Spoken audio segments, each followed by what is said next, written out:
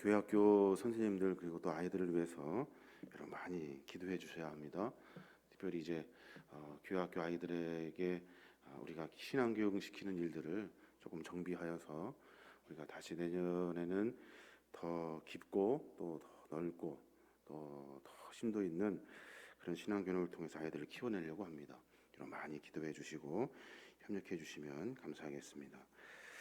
오늘 우리가 읽었던 본문의 말씀은 다니엘서의 첫 장입니다. 그 다니엘의 배경을 조금 우리가 확인해야 되는데, 다니엘은 유다 왕 요시야의 통치 후반에 있었던 그 예루살렘의 어느 귀족 집안 출신의 사람이에요. 그 당시의 국제 정세를 좀 보면 아수르가 있었고 바벨론이 있었고 애굽이 있었어요. 근데 아수르는 그 나라가 쇠퇴하기 시작했고, 그 쇠퇴하는 틈을 타서 바벨론이 급부상하게 됩니다. 디글랏 빌레셀 3세 이후로 100년 동안 세계를 지배했던 이 아수르 제국의 강력한 통치자였던 아술바닐판이라는 사람이 있는데, 그 사람이 죽게 되고 난 다음에 아수르에 큰 내란이 일어나게 돼요. 그래서 그 내란으로 하여금 세력이 아주 급격히 쇠퇴하게 됩니다. 그 틈을 타가지고 아수르의 지배를 받았던 바벨론이 독립을 하게 되고, 독립을 하였던 바벨론이 독립하여 크게 급부상하게 되는 그런 시대에 살고 있는 거예요. 바벨론의 그 강력한 왕이었던 나보폴라살이라는 이 왕이 이제는 어느 정도 힘이 되었으니까 아수르를 침공해서 수도 니느웨를 정복하자라고 이렇게 작전을 짭니다. 그때 아수르가 깜짝 놀라가지고 그거를 방어하려고 노력을 해요. 근데 힘이 부족합니다. 그래서 애굽 바론 느고에게 부탁을 하죠. 애굽의 바론 느고가 그 아수르를 도와서 바벨론을 꺾기 위해서 유브라데스 강으로 진국하는 그때 유다의 왕 요시야가 이 기회를 틈타 가지고 아수르로부터 완전히 독립하기 위해서 그 길을 막습니다. 그래서 애굽이 아수르와 연대하는 것을 방해를 해요. 결국은 어떻게 됩니까? 유다는 그 애굽의 진국의 방해를 막아내지 못해요. 결국에는 져버리고 말아요. 애굽이 이제 아수르와 연대하여서 유다를 뚫고 함께 가려고 하는데, 그때 애굽이 갑자기 방향을 틀어요. 그 애굽이 아수르와 연대하지 않고 뒤돌아서 자기 땅으로 다시 돌아갑니다. 그러니까 애굽이 누구만 친 거냐면 유다 땅만 친 거예요. 치고 돌아가는 거예요. 그때 유다에 있었던 그 요시야 왕이 죽게 되고, 그 전투 무기또 전투에서 수많은 이스라엘 백성들이 죽게 됩니다. 돌아가는 길에 그 애굽의 왕 바론 느고가 요아스를 폐하시켜버리고 요야김을 왕으로 세워요. 그래서 완전히 그 나라를 또다시 점령하게 되는 겁니다. 이제 아수르와 애굽의 동맹이 실패하였고 바벨론은 급부상하게 됩니다. 그러고 나서 결국에는 바벨론이 애굽을 침략하고 아수르를 전복하여서 그 동아시아 패권을 완전히 바벨론이 장악하게 됩니다.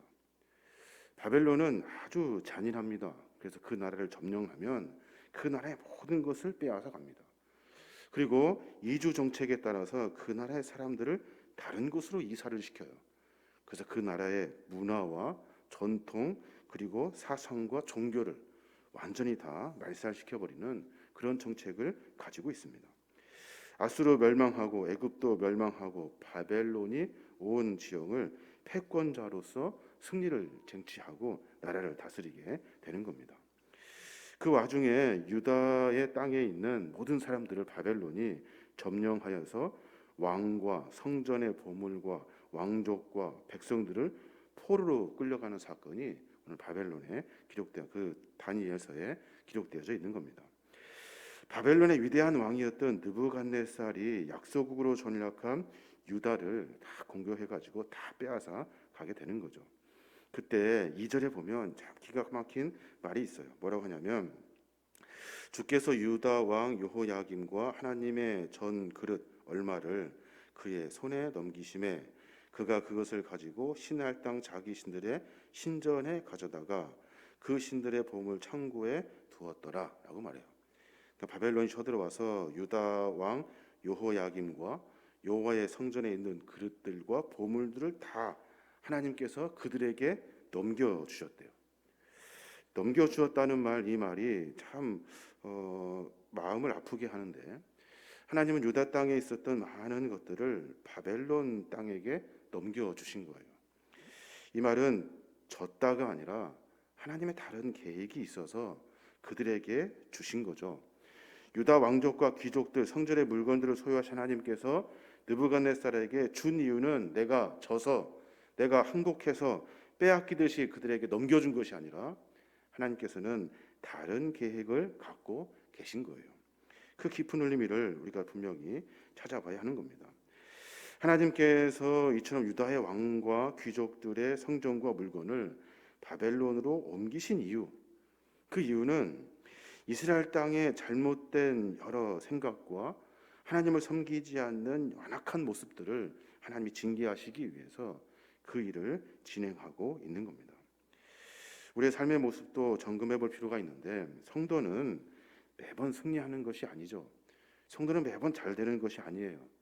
그리스도인도 마찬가지고 성도도 마찬가지고 하나님이 우리의 삶을 늘 잘 되게만 하시는 것이 아니에요. 성도에게도 패배가 있어요. 빼앗김이 있고 연약함이 있어요. 그것을 어떻게 우리가 받아들이는가 하는 것이 신앙의 가장 큰 문제예요. 고통이 아무리 심하고 상황이 아무리 절망적이어도 그래도 우리가 희망을 가질 수 있는 일은 이 모든 일을 하나님이 하고 계시다는 거예요. 그저 하나님은 우리의 것을 빼앗아서 다른 사람에게 주시고 우리가 마음에 안 들어서 우리의 것을 다 짓밟아 버리고, 그리고 바벨론의 그 신이 무서워서 그저 벌벌벌 거리면서 다 내어준 것이 아니라 천지를 창조하시는 분은 하나님이시고 그 일의 역사의 주관 속에서 하나님은 하나씩 하나씩 그 일을 하고 계시는 거예요. 그러니까 성도들은 어떻습니까? 패배가 있을 때마다 이제 나는 끝이구나, 하나님이 안 계시는 것보다 하는 것이 아니라 패배를 일하심으로 바꾸어서 행하시는 하나님의 사역과 섭리로 이해하고 받아들이면 그것이 희망이 되는 거예요. 하나님은 일하시고 계셔. 하나님은 비록 지금 내가 어렵지만 힘들지만 일하고 계셔서 그 일을 통해서 하나님의 영광을 드러내실 것이야. 하나님은 늘 그렇게 하셨고 그러신 분이 하나님이시기 때문에 그래요. 바벨론 어떻게 합니까? 느부갓네살 왕이 똑똑한 이스라엘 소년들을 포로로 데리고 와서 갈대아 교육을 시켜요. 바벨론의 최고 학문의 교육을 가르칩니다. 학문과 언어를 가르치고 그리고 왕의 여러 일들을 맡기려고 아주 철저하게 3년 동안 훈련을 시켜요. 그들의 이름이 뭐냐면 다니엘과 하나냐와 미사엘과 아사랴라는 사람들이에요. 그들이 그 바벨론에 와가지고 당했던 일들 중에 가장 충격적인 일이 뭐냐면 그들의 이름을 바꿔서 불렀던 거예요. 벨드사살, 사드락, 메삭, 아벳느고로 이름을 바꿔가지고 개명해서 그들을 불러요. 참 중요한 의미인데, 다니엘의 뜻이 뭡니까? 다니엘은 나의 심판자 하나님이라는 뜻이고, 하나냐는 은혜와 여호와는 은혜로우신 분이다 라는 뜻인데, 또 미사엘은 하나님과 같은 분이 누구신가 라는 뜻이고, 또 아사랴라는 그 이름은 하나님이 도우신다는 뜻인데 그 이름을 다 바꿔버려요. 자기를 부를 때마다, 자기를 이름을 부를 때마다 전혀 다른 뜻으로 불러요. 다니엘은 바알의 다른 이름인 벨드사살로 불러요. 다니엘의 이름을 엄마가 자기를 불러주면서 늘 하나님을 기억했던 그 이름인데 바꿔서 다른 바알의 신의 기억이 나도록 바꾸어 부르고, 하나냐는 사드락으로 달의 신인 아쿠의 이름으로 바꾸어 부르고, 미사엘은 메삭이라고 해서 아쿠의 신과 같은 분은 없도다라는 뜻으로 불러드리고, 또 아사랴는 말뚝의 아들이라는 이름으로 바꾸어서 그들의 마음과 생각 안에 들어있는 신앙을 완전히 다 끄집어내려고 하는 작전을 펼치게 됩니다. 그때 그 사람들이 충격을 받죠.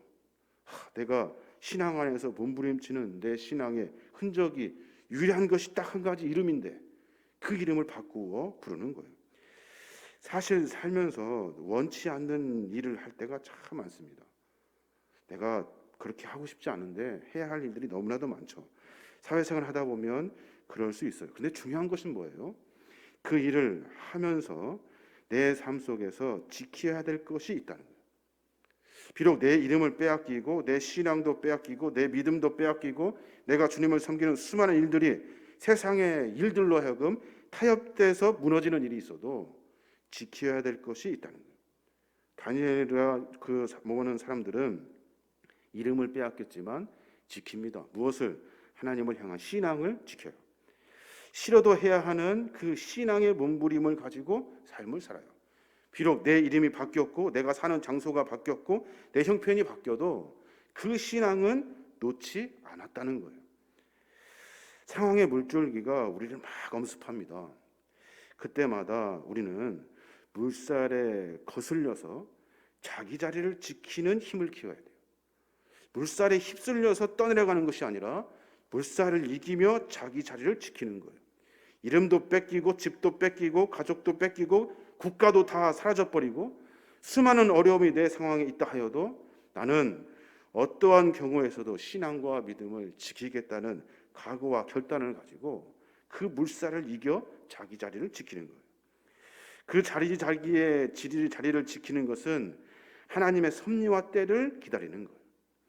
물고기가 그 물살을 가르며 자기 자리를 딱 지켜요. 물속에서 떠내려가는 물고기가 아니라 물속에 그냥 몸을 맡겨서 거기에 타협하듯이 쓸려다니는 것이 아니라 자기 자신을 온전히 지켜요. 그 몸부림의 신앙의 삶을 다니엘과 그 친구들은 지켜냅니다. 그래서 하나님의 뜻은 세상에 들어가서 하나님의 뜻대로 하나님의 때 하나님의 반복으로 순종하는 사람들을 통해서 하나님의 역사는 이루어지게 되어 있는 거예요. 왜냐하면 세상은 하나님이 창조하셨기 때문에 그래요. 세상은 하나님의 섭리로 들어갔기 때문에 그래요.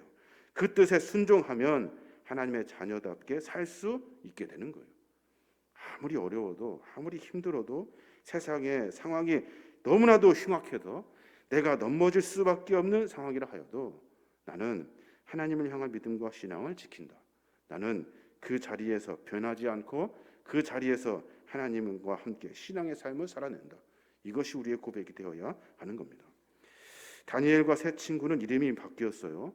그런데도 그들은 이름에 담긴 의미를 소중히 여기고 하나님 중심으로 삶을 살아요. 자기를 부를 때마다 바알 신이 생각나는 그 이름을 부름을 당하는 그 억울함 속에서도 믿음과 신앙을 지켰다는 거예요. 성도는 예수 그리스도를 믿음으로 말미암아 그리스도인이라는 새로운 이름을 갖게 됩니다. 성도는 이 그리스도인이라는 이름을 가장 소중하고 가장 중요하게 여겨요. 대통령, 장관, 판사 이름보다 더 중요하게 여기는 것이 나는 하나님으로부터 주를 믿는 그리스도인이라는 이름을 받았다는 거예요. 그 이름은 타협할 수도 없고 그 이름은 버릴 수도 없고 그 이름은 내가 세상의 어떠한 형편 속에서도 놓을 수 없는, 그래서 아무리 어려워도 그 이름 붙들기 위해서 묵묵히 물살을 걸으며 자기 자리를 지키는 신앙의 모습이 그리스도인이라는 거예요. 사람들 중엔 두 종류의 사람이 있어요. 하나는 세상의 시시한 것에 매여 사는 사람, 세상의 시시한 것에 매여 살아요. 또 하나는 거룩한 자존심을 가지고 사는 사람이에요. 자기를 위해서 자존심을 세우는 것이 아니라 주 안에서 나는 내 어렵고 힘든 이 역경 속에서 거룩한 자존심을 지키고 사는 거예요. 인물이 잘났다든지 많이 배웠다든지 세상적인 명예를 가졌다든지 그런 것이 중요한 것이 아니라 신앙의 자존심, 믿음의 자존심을 지켜야 하는 거예요. 성공한 사람이 있고 위대한 사람이 있습니다. 성공한 사람과 위대한 사람, 성공한 사람은 대개 자기를 내세우는 자존심을 충족시키면서 사는 사람이에요.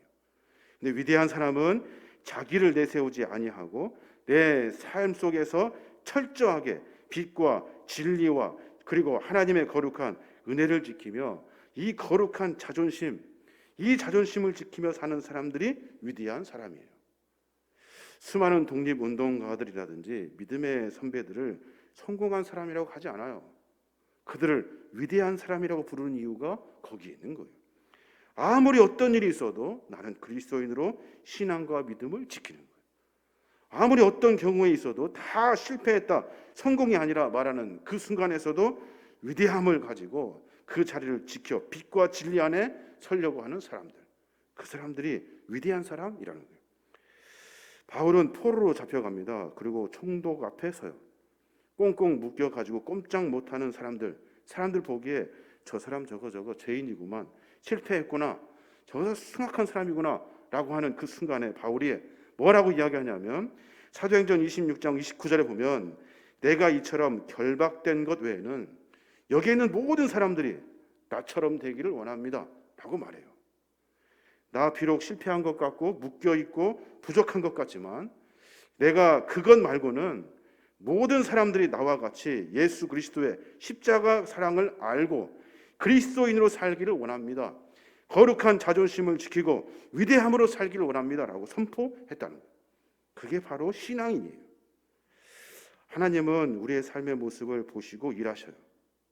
이스라엘 백성들이 완악함을 보시고 벌하시고 또 그들이 다시 하나님을 찾고 다시 하나님 안에 살려고 하는 몸부림의 기도를 들으시고 다시 그들을 포로에서 해방시켜 주셔서 하나님의 나라를 다시 세우게 하셔요.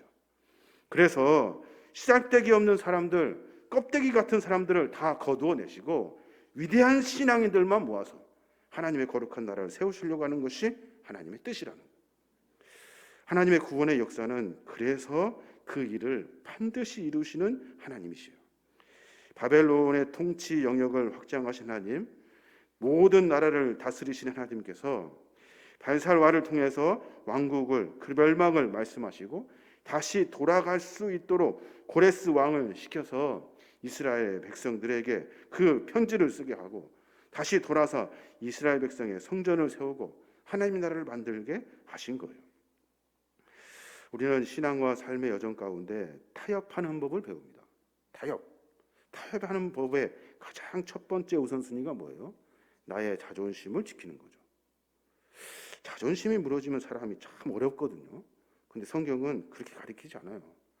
자존심이 아니라 위대함이라고 가르쳐요. 진리와 신앙 안에 위대함의 길을 걷는 것, 이것이 신앙인이라고 말하고 있어요. 성도는 매 순간 살아가며 실패를 만납니다. 왜 우리가 실패를 만나는가?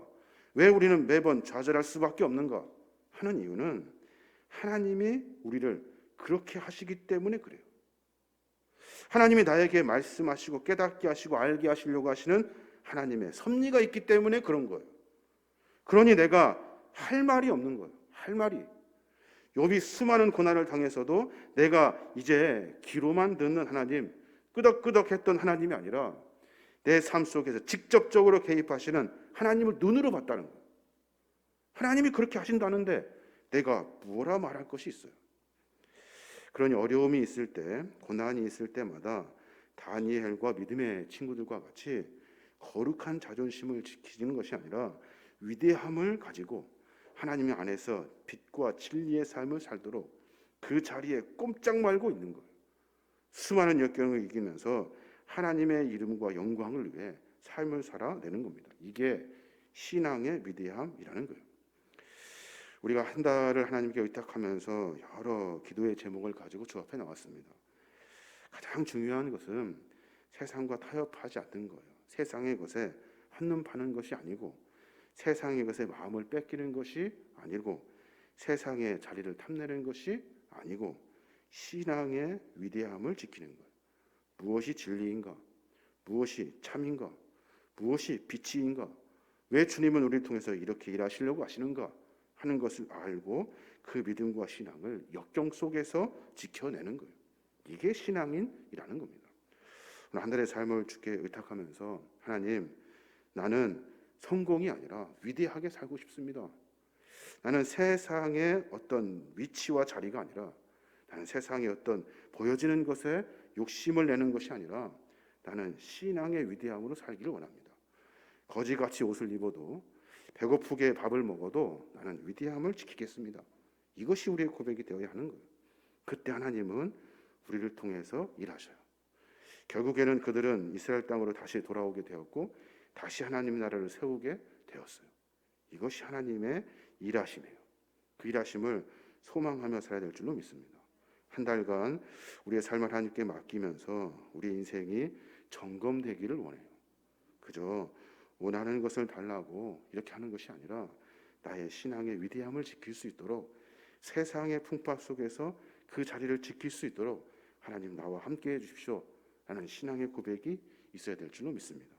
이런 고백으로 말미암아 하나님의 일하심의 섭리를 만나 우리의 삶 속에서 하나님이 드러나는 영광의 삶을 살아내시는 저와 여러분이 되시길 주님의 이름으로 축원합니다.